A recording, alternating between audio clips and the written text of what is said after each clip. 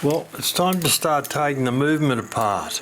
I think the mainsprings are pretty well run down. It stopped working yesterday, but today it's still running a bit, so it's very slow, not much movement in that at all. All right, we'll leave it another minute or so just to check. See, we sit it down and it stops, lift it up and it moves a tiny bit again.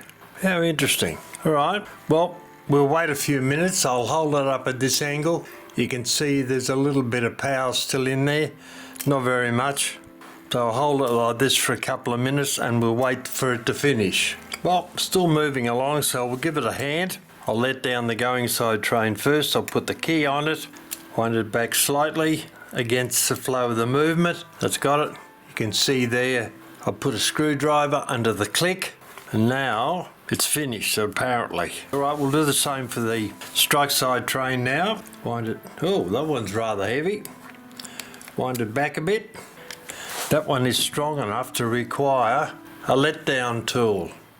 I've got the let-down tool here with a number 8 key in it.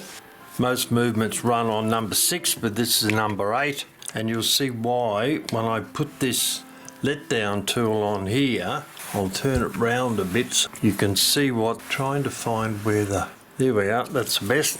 All right, so I've got the let down tool on. I'll put a small flat blade screwdriver between the ratchet and the click. Turn the let down tool slightly in the direction against the flow and then let it run down in my hand, holding the click away from the ratchet. You can see that now. You couldn't before because I had the let down tool going, but that's now let down.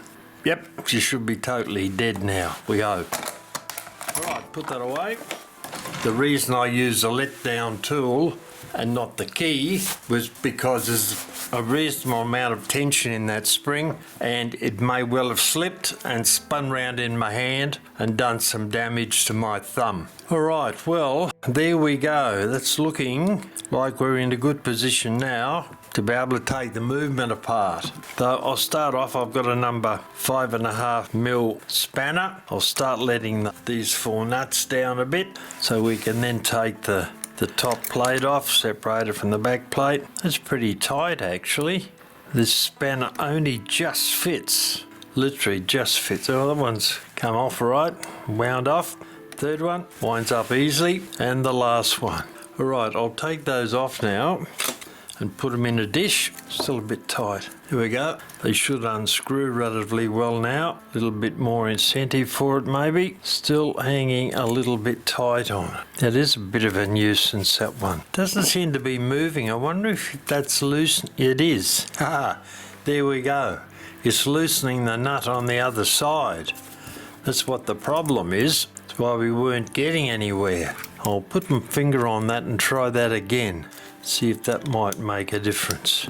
Yep, problem solved. Take that off. Now hopefully the other two will just spin off quite easily. Take them both off at the same time. Save a bit of time on there. And the fourth one. Tip him off and into the dish. Alright, now the springs have been let down. Alright, the springs have been let down. So in theory, we should be able to remove this top plate rather easily, but there's still some pressure on there. I'll check at the top here. That is tight, and it shouldn't be because there's nothing holding it together. I'll press on that a little bit. One, that runs through there. Ah, there's a tiny little bit of wire on there, so we'll have to remove that, and that's very tiny. All right, I'll have to get a version screwdriver and open that up a tiny little bit and hopefully straighten it up. It's pretty much at an angle there at the moment. It's getting better. Still got a dog's leg in it. That might be all right. I'll see if I can remove that with a pair of pliers now. Pretty close, but that piece of wire's still got a little bit of a kink in it, I think. Yeah, I'll bend that down a tiny bit. This instance it just snapped off, so who knows how many times it's been opened and closed. Right, that's gone. I think that, oh no, there's one over there too. That guy there has got the same problem or setup depending on your perspective. I'll open that up, straighten it out. There we go, that's out. Being careful not to let the plates open up or everything will just fall out everywhere. As in the warning wheel just threw itself out, wanted to suicide apparently. All right, now we'll have another attempt at removing the top plate and we'll see how we go. Take those two pieces off because we've got rid of the wire on them. Now, something's still catching on there. Whoop, first wheel on the going side has dropped out. Spin that round a little bit, drop down a bit closer to it on the chair. Now, what do we got? Take that off. That should now just lift straight off. And it doesn't, the star wheel has dropped out. All right, it'll take it to pieces one wheel at a time apparently. See if I can get that out with a pair of tweezers. Out over there, and that and that and that. The barrels seem to be causing the problem, I think. That can stay there, that guy can come out. Whoop, the escape wheel coming to pieces, one piece at a time, which isn't particularly exciting, but we'll rebuild it once we get there. Now, that and that and that and that, it seriously doesn't want to come apart. Oh, tip it at an angle and out it comes. How very pleasant. Right, that's the back plate with a couple of springs on it, one for the hammer in there. Not in too bad a condition, I guess. We can now look at this there with a count wheel on. It's not going to come out unless we remove the count wheel, and I don't think it's got a piece of wire. I think that's set on it. Right, so now we have to get the barrels out of this. So what we've got to do now, I'll find a hole to put that in so it'll sit flat. We'll get rid of this piece of wire here. I spent a fortune on wire for this movement. Little bits of wire everywhere holding things in. No, I've got to get well, that might be a better one. If I can get in there, we don't want to scratch the bluing on the clutch there. We open that up, maybe, get it straight. Still got a bit of a lean on it.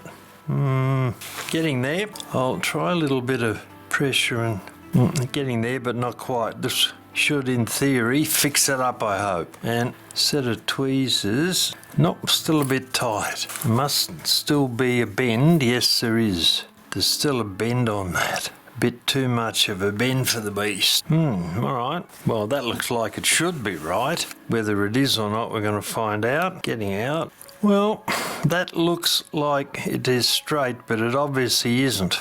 There's got to be sufficient little bit of a bend in that to stop that piece of wire coming out. And try it again. Going to be a long day at this rate. There we go, that's got it. Probably snap the top off it. Yeah, it doesn't matter. And we'll get the other side out there. Thank you for that. All right, we'll take the clutch off, which is that piece there. Now we can slide the center wheel off and out comes the first barrel from the going side. And then this looks a bit trickier. The strike side barrel has still got that on it and I can't see. That looks like it's sweated on in actual fact. So even if I take the ratchet off and that piece there that holds the ratchet on, the winding arm is still too long to slide out through that hole. The front of a typical standard German striking clock movement. It's featuring a rack and a snail. That's the snail and that's the rack. This is the mechanism that sets the correct number of hammer strikes coincide with the hour of the day. And this is how it works. As the minute arbor turns round, this piece here, one of the cams on the base of the minute arbor, you can't see them, but they're in there down the base. One of those cams lifts the rack stop lever and the warning wheel is released. That's the warning wheel there.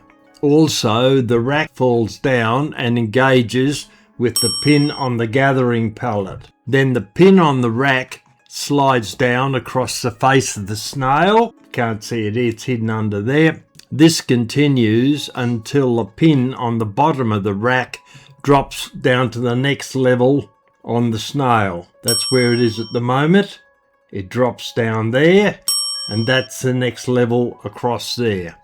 The gathering pallet, which is actually a cam, starts to turn round.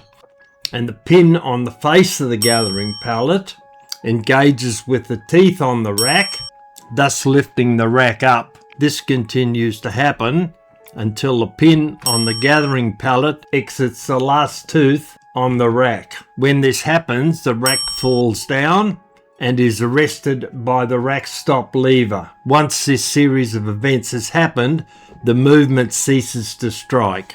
In this picture, you can see that the Kienzle movement we're working on has an external count wheel attached to the first wheel on the strike side train. This is very similar to the way the vintage American system works on cottage clocks, gingerbread clocks, etc.